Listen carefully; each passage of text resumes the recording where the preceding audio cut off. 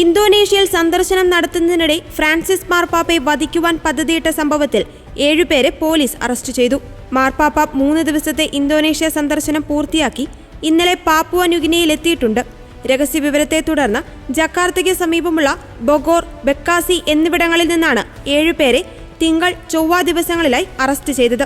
ഇവർക്ക് പരസ്പരം അറിയാമോ എന്ന് പോലീസ് സ്ഥിരീകരിച്ചിട്ടില്ല.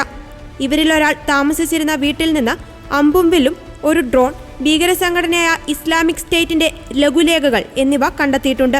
പിടിയിലായവരിൽ ഒരാൾ ഭീകരപ്രവർത്തകനും വിരാൻഡോയിൽ മുൻപ് നടന്ന ആക്രമണത്തിലെ പ്രതിയുമാണ്. മാർപ്പാപ്പയുടെ ഇസ്തിക്ലാൽ മസ്ജിദ് സന്ദർശനത്തിൽ രോക്ഷം കൊണ്ടാണ് അക്രമത്തിന് പദ്ധതിയിട്ടതെന്ന് പോലീസ് വക്താവ് അറിയിച്ചു. ഫ്രാൻസിസ് പാപ്പയുടെ 45ാമത് അപ്പസ്തോലിക സന്ദർശനമാണിത്.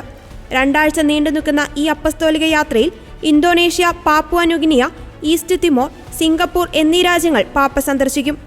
മതസൗഹാർദ്ദത്തിനും സമാധാനത്തിനും സഹവർത്തിത്വത്തിനും മുൻതൂക്കം കൊടുത്തുകൊണ്ടാണ് ഈ അപ്പസ്തോലിക സന്ദർശനം. രാജ്യത്തെ കത്തോലിക്കർക്ക് അവരുടെ വിശ്വാസത്തിൽ കൂടുതൽ ആഴപ്പെടുവാൻ ഈ അപ്പസ്തോലിക സന്ദർശനം സഹായിക്കുമെന്ന് ജക്കാർത്തയിലെ ആർച്ച് ബിഷപ്പ് കർദിനാൾ ഇഗ്നേഷ് സുഹ്രായ പറഞ്ഞിരുന്നു. കത്തോലിക്ക വിശ്വാസം നിരോധിച്ചിരുന്ന രാജ്യമായ ഇന്തോനേഷ്യയിൽ 7ാം നൂറ്റാണ്ടിലാണ് ആദ്യമായി കത്തോലിക്ക വിശ്വാസം എത്തിച്ചേർന്നത്.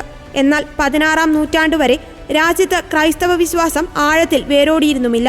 16ാം നൂറ്റാണ്ടിൽ പോർച്ചുഗീസ് മിഷണറിമാർ ഇവിടെ എത്തിച്ചേരുകയും മിഷൻ പ്രവർത്തനം ആരംഭിക്കുകയും ചെയ്തു.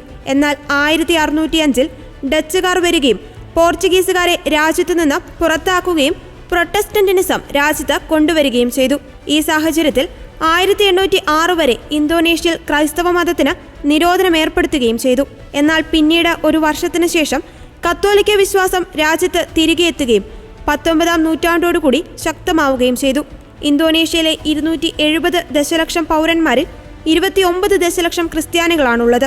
അതായത് ആകെ ജനസംഖ്യയിൽ 3.1% കത്തോലിക്കർ മാത്രമാണ് ഇന്തോനേഷ്യയിലുള്ളത്.